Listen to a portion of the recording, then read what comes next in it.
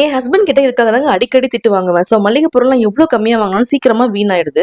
ஒண்ணு நமத்து போயிடும், இல்லைன்னா பூச்சி நெறைய வர ஆரம்பிச்சுரும். அப்புறம் தான் செக் பண்ணி பார்த்தேன். நான் வாங்கி வச்சிருந்த ஏர்டைட் கண்டெய்னர் எதுவுமே ஏர்டைட் கிடையாது. அது பிளாஸ்டிக்ல வாங்கியிருந்தேன்.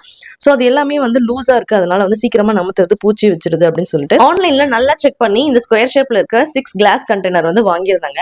ஸோ இது வந்து ரொட்டேட் பண்ற மாடல்ல இருக்கும் அந்த லிட். அதனால நல்லா டைட் ஆயிடுதுங்க. மேல அந்த குடுத்துருக்காங்க பாத்தீங்களா சில்வர் கலர்ல, அது ரொம்ப நல்லா இருந்துச்சு ஃபினிஷிங் பாக்குறதுக்கு. ஸ்கொயர் ஷேப் ஏன் வாங்கணும்னு பாத்தீங்கன்னா நிறைய ஸ்பேஸ் வந்து இது வேஸ்டா அடைக்காது, அதுக்காக தான் வாங்கியிருந்தேன். இப்போ ரவுண்ட் ஷேப் இல்ல ஓவல் ஷேப்லாம் வாங்குனீங்கன்னா நிறைய எக்ஸ்ட்ரா ஸ்பேஸ் வந்து அது அடைக்கும். இது பாத்தீங்கன்னா கரெக்டா ஃபிட் ஆயிடுது.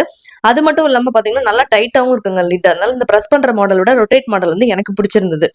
ஸோ இந்த மாதிரி துவரம் பருப்பு, கடலை பருப்பு, பாசி பருப்பு, இந்த மாதிரி எதெல்லாம் எனக்கு நமுத்து போகிற மாதிரி இருந்துச்சோ அது எல்லாத்தையும் கரெக்டாக கொட்டி நான் ஆர்டர் பண்ணி வச்சுட்டேங்க. பார்க்கவே ரொம்ப நீட்டா இருந்துச்சு இதுக்கப்புறம் கம்போர்ட். ஸோ நான் வாங்கியிருக்கிறது பார்த்தீங்கன்னா 1/2 kg பாட்டில் நிறைய சைஸ்ல அவைலபிளா இருக்குங்க. உங்களுக்கு ஏற்ற மாதிரி நீங்க பர்ச்சேஸ் பண்ணிக்கலாம். ரிமைனிங் இருக்க 2 ஷெல்ஃபையும் இதே மாதிரி கிளாஸ் கண்டெய்னர் குவாலிட்டியா வாங்கி ரீப்ளேஸ் பண்ணணுங்க.